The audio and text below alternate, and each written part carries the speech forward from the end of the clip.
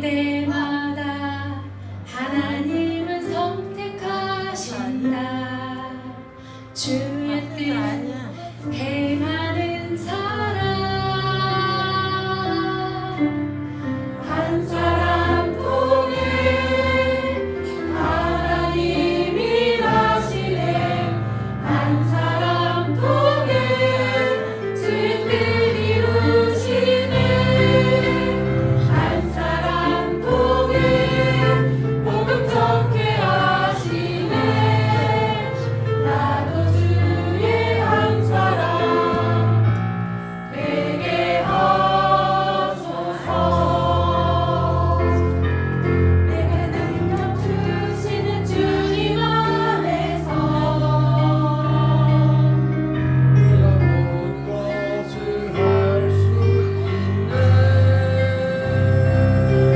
내게 능력 주시는 주님 안에서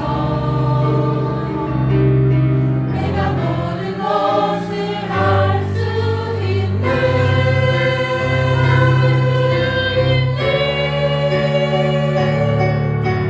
한 사람 통해 하나님이 하시네.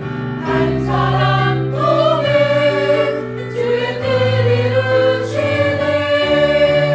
한 사람 통해 복음 전케 하시네. 나도 주의 한 사람 되게 하소서. 하나님이 하시네.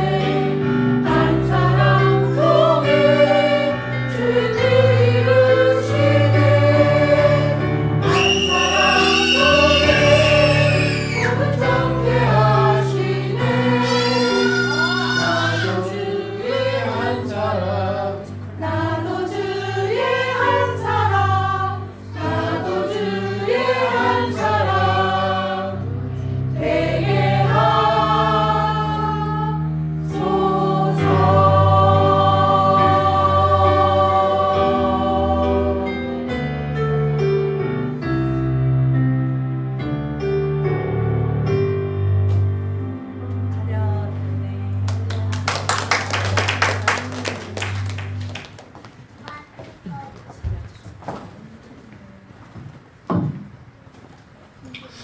은혜가 충만한 찬양이었습니다. 하나님 영광 받으신 줄 믿습니다. 이 시간 우리 강사 목사님을 제가 소개하겠습니다. 우리 강사 목사님은 청해신학교 학장님으로서 신학생들에게 이제 그 말씀을 가르치는 목사님이십니다. 그래서 이 학생들은 이렇게 막 집중하고 뒤에 있는 친구들 앞으로 좀 나올까요? 앞으로 우리 앞으로 좀 이렇게 당겨 자리를 좀 당겨 주셔서 앞으로 좀 나와서 동건이 앞으로 나오고 앞으로 와서 사모님 옆에 앉으면 되고 그렇지 우리 학생들이 집중해서 들어야 할 그래요.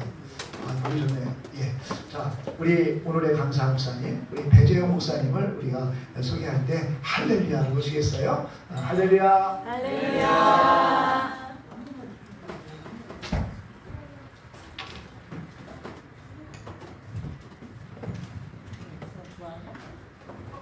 할렐루야. 네, 우리 방주교에 와가지고 느낀 게, 야, 비전이 있는 교회다.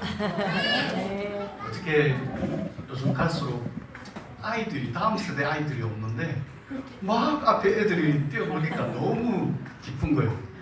제가 다음 세대를 위해서 많이 달려가고 있는 사람이 한 사람이라고 생각을 하는데, 어떻게 다음 세대 아이들이 앞에서 뛰어놀고 있는 거니까 너무 좋은 것 같습니다.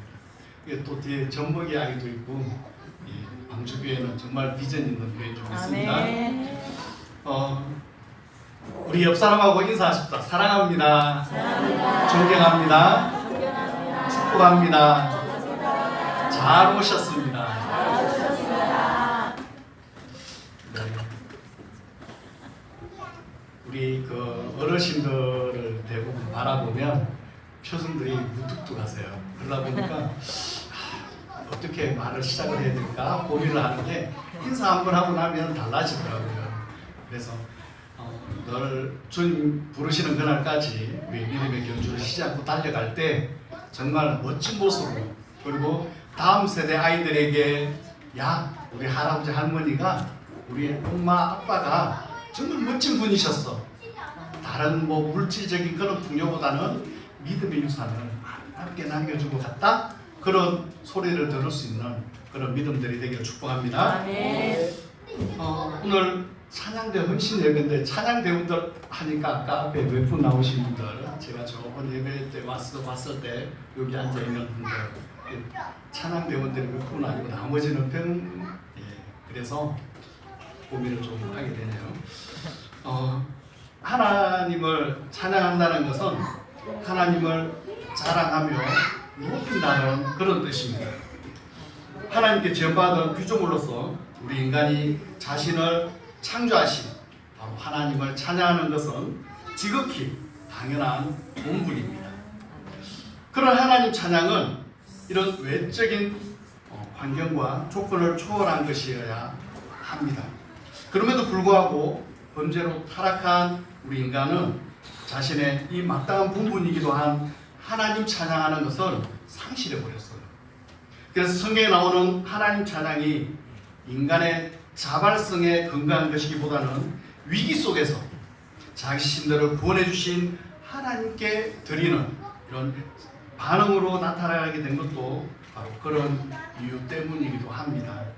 그래서 인간은 자신을 구원하시는 이 하나님이 그 하나님의 이 거룩한 행동을 통해서 하나님과의 바른 관계를 정립하면서 또 하나님을 찬양할 수 있는 기능을 회복할 수 있었습니다. 하나님을 찬양하는 것이 인간의 이 주도적인 발상에 의한 것이 아니라 하나님께서 베풀어 주신 이 구원에 대한 반응으로 나타난 것입니다. 오늘 이 하박국의 마지막 이 기도 속에 나오는 찬양 역시 바로 하나님께서 베풀어 주신 바로 이 구원과 관련이 있습니다.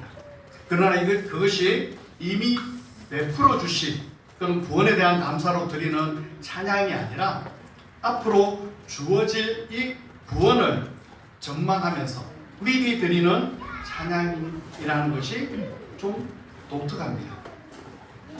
그래서 우리가 조금 전에 우리 찬양 배우들께서 고백한 찬양이 딱 은혜를 받았어요. 왜 그럴까요? 처음 시작이 뭐였습니까? 시대마다 뭐라고요? 하나님은 선택하십니다. 시대마다 하나님은 선택하세요.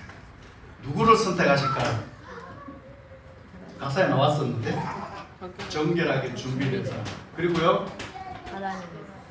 하나님의 뜻을 행하는 사람. 준비되어 있다는 것은 무엇입니까? 내가 하나님 안에 들어와 있다는 거잖아요. 그러면 가장 기본적인 것부터 이야기를 해봐야 될 것 같아요. 찬양대 헌신 예배지만 한번 이 부분을 살짝 이야기를 한번 해보고 지나가고 싶어요. 제가 섬기던 교회에 우리 나이 드신 권사님들, 장로님들을 붙잡고 이야기를 하다 보니까 구원관에 대해서 조금 흔들림이 되게 많더라고요. 그래서 우리 방주교회는 우리 담임 목사님께서 너무 잘하시고 훌륭하시니까 이 모든 부분은 다 잘 되어 있을 거라고 생각을 하지만 그래도 오늘 찬양을 딱 들으니까 갑자기 이 생각이 딱 들리는 거예요. 그래서 제가 신학생들한테도 늘 수업 시간마다 이 부분을 강조를 하고 있습니다.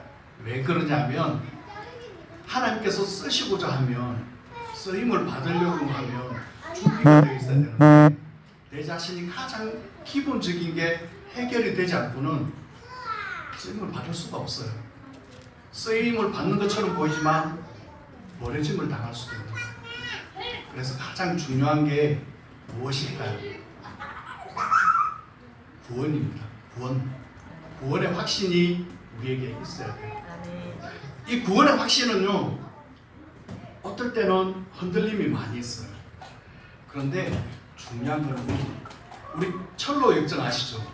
철로 역정의 그리스도인이 절망의 늪에 푹 빠졌을 때 뭘 잡고 나왔습니까? 철로 역정 다 보셨죠? 말씀의 키를 붙잡고 나왔던 것을 볼 수가 있어요.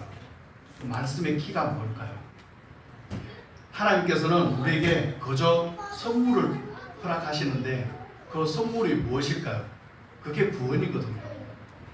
그런데 많은 사람들은 어떨 때는 내가 분명히 어제는 구원을 받았는데 오늘은 구원을 안 받은 것 같아. 그런 생각을 가지는 분들이 있어요. 비근한 예를 들어볼까요? 운전 다 잘하시죠? 운전을 막 하고 가요. 가다가 갑자기 앞에 차가 확 끼어들었어요. 그러면 보통 어떻게 반응하죠? 이런? 예. 저도 그랬어요. 그랬는데 모 목사님이 옆에 타고 가다가 막 가다가 갑자기 차가 확 끼어들었는데 깜짝 놀라고 하고 그러려고 하는데 옆에 목사님이 먼저 그러는 거예요. 땡땡땡땡으로 축복합니다. 그러는 거예요. 응? 뭐예요 목사님? 아니 저 차가 끼어들었으니까 얼마나 바쁘면 끼어들겠어요. 우리가 축복해야죠. 그러는 거예요. 그래서 그렇구나. 입술에 열매를 맺는데 끼어들면은 나도 저래야 되겠구나. 지금은 이제 가다가 혹시나 확 끼어들면 땡땡땡으로 축복합니다. 얼마나 바쁘셨으면 먼저 가십시오. 그렇게 이야기하는데 옆에 똑같이 앉아있는 사람이 막 화를 내고 욕을 하고 막 이러면 저 사람 구원받은 사람 맞죠? 이렇게 막 이야기할 수도 있고 본인 스스로가 구원받았다라고 생각을 하는데 갑자기 화가 나고 막 속에 분노가 일어나고 욕을 하고 그런 모습을 바라보면 내 스스로 아직 나는 덜 됐어. 그러니까 나는 구원받은 사람이 아닌가 봐. 그런 마음이 생겨요. 왜 그럴까요? 왜 그렇죠? 확신이 없어서 그래요. 하나님께서 주신 선물이 있는데 그 선물을 받을까 말까 고민하고 있는 사람이에요. 그래서 우리가 신학생들한테 이제 이렇게 이야기를 합니다. 칭의와 성화에 대해서 이야기를 하는데 우리 방주교회 모든 성도들은 이 칭의에 대해서는 해결이 다 되었어요. 아멘. 아직도 고민하시는 분 혹시 계실까요? 없습니다. 그런 분 계실까요? 없습니다. 나머지는 뭐예요? 성화예요. 성화 구원을 이루어가는 건데 많은 사람들이 내 속에 구원받으면 옛사람이 있을까요? 없을까요? 같이 살아요. 맞아. 역시 담임 목사님이 훌륭하시니까 우리 방주교 성도님도 훌륭하신 것 같아요. 많은 사람들이 고민을 해요. 내 속에 옛사람은 없어 이제 새사람뿐이야 라고 이야기하는데 절대 그렇지 않아요. 내 속에 옛사람과 새사람은 어떻게 해요? 상충하고 있어요. 그러면서 늘 내 속에서 밀당을 하고 있어요. 내가 말씀 보고 기도하고 찬양하고 성령 충만해지면 내 속에 어떤 사람? 세 사람. 새 사람이 그때는 내가 성령 충만하니까 세상의 것들이 안 보이기 때문에 그때는 나는 예수 그리스도 안에 있어 라고 생각을 해요. 그런데 시간이 지나고 내가 말씀 생활 좀 게을리하고 기도 적게 하고 찬양 좀 유행가 부르면서 찬양 좀 멀리하고 이러다 보면 그러다가 옆에 사람하고 싸우고 이런 좀 짜증을 내면 내 속에 어떤 사람이 옛사람이 올라오기 시작해요. 그러면서 야, 너 지금 상태가 이런데 무슨 구원받았어 라고 마귀는 항상 속삭입니다. 그러다 보면 내가 흔들리기 시작하는 거예요. 그래서 그때 제일 중요한 것이 무엇일까요? 말씀이에요. 말씀을 꼭 붙잡고 있는 사람들은 어때요? 흔들리지 않아요. 누가 옆에서 마귀가 뒤에서 뭐라 해도 야, 너 왜 그래? 하나님께서 약속하셨는데 아멘. 하나님께서 약속을 나에게 주셨는데 너 왜 그래? 라고 이야기할 수 있는데 그 말씀의 키를 붙잡지 못하니까 흔들리는 거예요. 우리 방주교회는 너무 훈련이 잘 돼 있어가지고 흔들리지 않는 것 같아요. 아멘. 축복합니다. 아멘. 하박국은 하나님의 역사를 확신했어요. 이 하박국이 모든 환경을 뛰어넘어서 어떤 상황 속에서도 하나님께 찬양을 드릴 수 있었던 것은 하나님의 끝까지 이끌어 가실 역사에 대한 확신이 있었기 때문이었어요. 하박국이 처음부터 하나님 역사에 확신을 갖고 있었던 것은 아니었어요.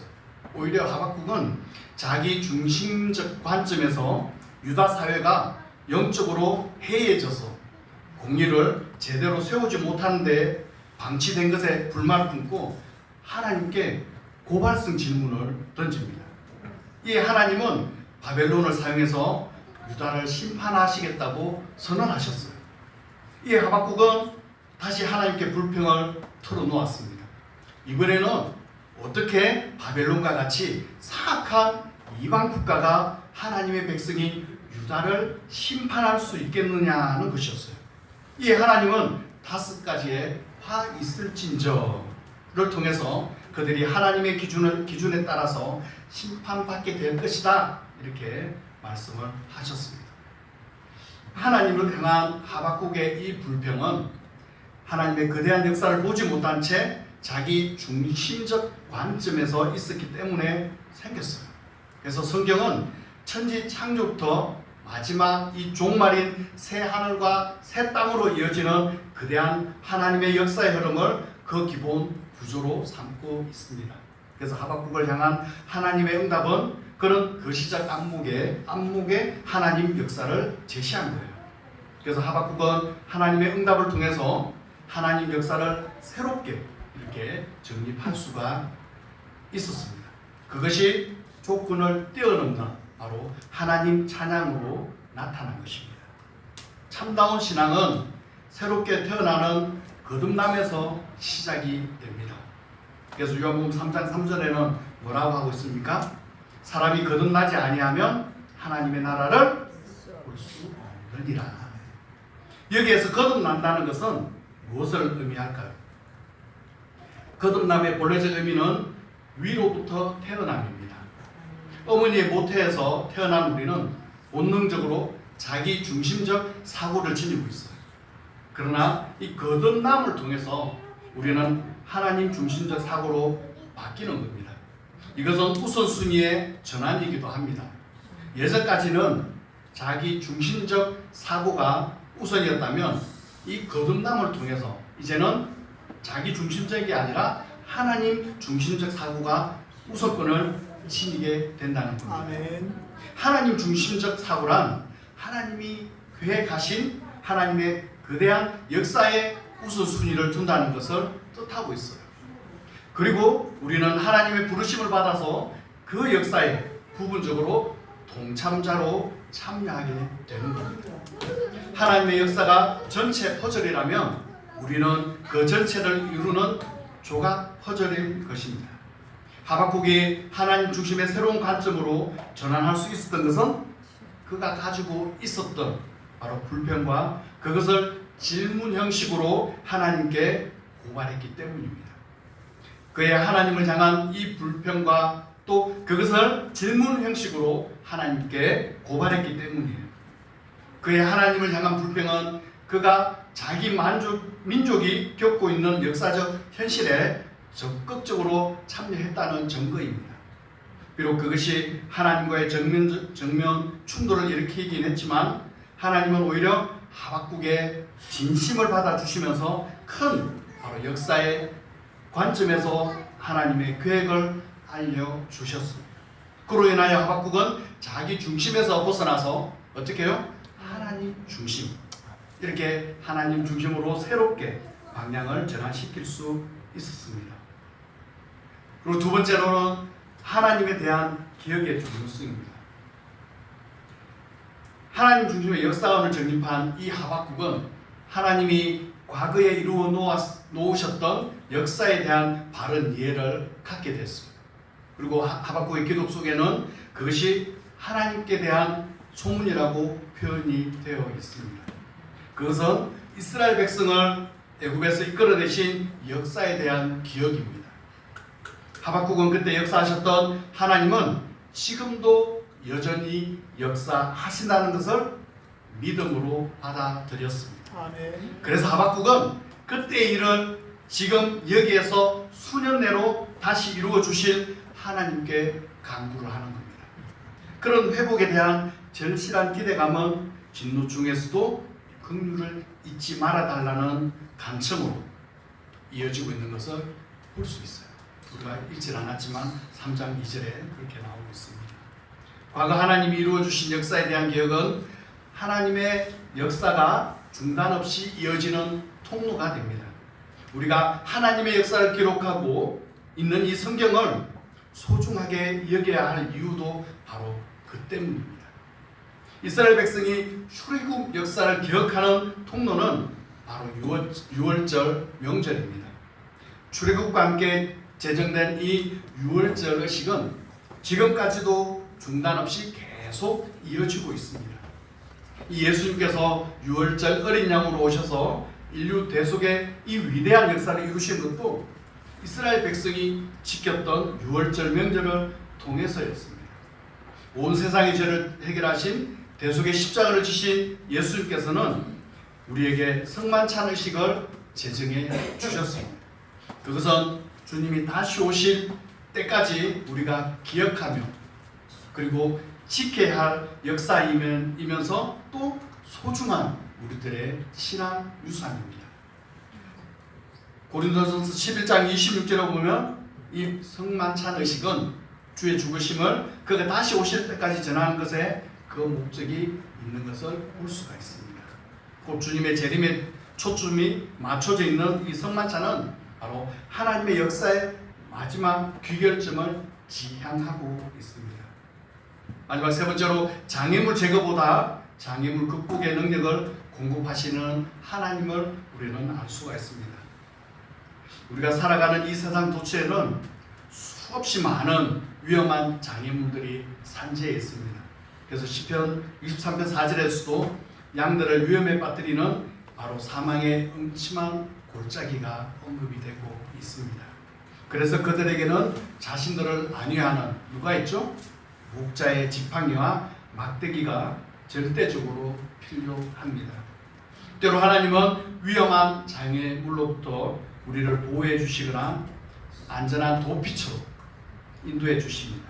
그러나 보다 적극적인 방법은 그런 위험들을 딛고 일어서게 하는 것입니다. 아멘. 그것이 살아있는 생명의 힘이기도 합니다. 연약해 보이는 덜풀들이 바위 틈새를 뚫고 새순을 움트게 하듯이 생명력은 어떤 상황 속에서도 장애물을 딛고 일어설 수가 있습니다. 요셉의 경우 형들에 의해서 애굽에 팔려가 노예 생활과 옥중 생활, 모든 모진 고난을 겪는 가운데서도 하나님의 은혜와 형통하게 하심을 경험을 했습니다.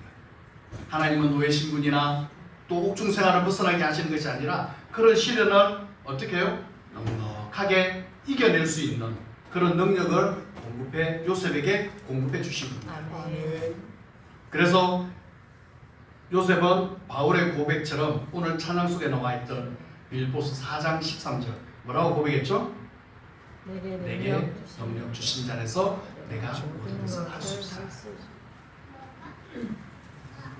그런데 우리가 착각하는 경우가 있어요. 그 식당이나 어디 가정이나 이런 데 가면 액자들이 항상 이렇게 붙어 있어요. 내게 능력 주신 자에서 내가 모든 것을 할 수 있다. 근데 그 말이요, 그 고백이 그냥 쉽게 나온 고백일까요? 쉽게 나왔을까요? 내게 능력 주신 자에서 내가 모든 것을 할 수 있다는 그 사도 바울의 고백이요, 그냥 나온 고백이 아니에요. 좀 전에도 말씀드렸지만 두들겨 맞기도 했고요, 가다가 죽을 뻔도 했고요, 독사에게 물려서 또 죽을 뻔도 하고, 물에 빠져 죽을 뻔도 하고요. 모든 고초, 막 고난, 어려움을 다 당하고 난 다음에 바울이 어떤 고백을 했어요? 바로 이 고백을 했어요. 아, 그래서 내가 그런 가운데서도 내가 이렇게 살아왔던 것은 내게 능력 주시는 자에서 내가 모든 것을 할 수 있었구나 라는 고백이 나오는 거예요. 그래서 이런 고백들이 그냥 난 할 수 있어, 내게 능력 주신 자에서 내가 모든 걸 할 수 있대. 물론 말씀의 키를 붙잡는 것도 중요하지만 그 배경이 뭔지는 알고 고백을 할 수 있어야 됩니다. 여기에서 모든 것이란 어떤 형편 속에서도 자족하는 것을 의미합니다. 11절에 보여줘.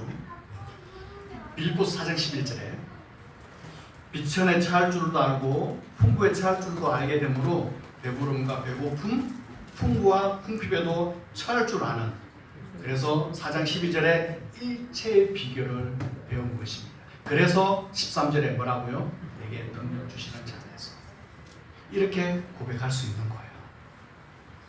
하박국은 이방민족의 유다 침공이 당장 목전에 다가오고 있음을 내다보면서 식량마저 고갈될 위기상황을 예상을 하고 있어요. 그래서 1장 2절 4절에 그 내용이 나오고 있죠. 모든 것이 박탈당하는 암울한 이런 상황 속에서도 하박국은 자기 백성을 구원하실 하나님을 바라보면서 어떻게 합니까? 즐거움과 기쁨으로 바로 최고의 찬양을 드리는 것을 우리는 오늘 본문 말씀 통해서 볼 수가 있죠. 우리가 이 찬양도 많이 불렀었잖아요. 이런 무화과 나무에 뭐라고요?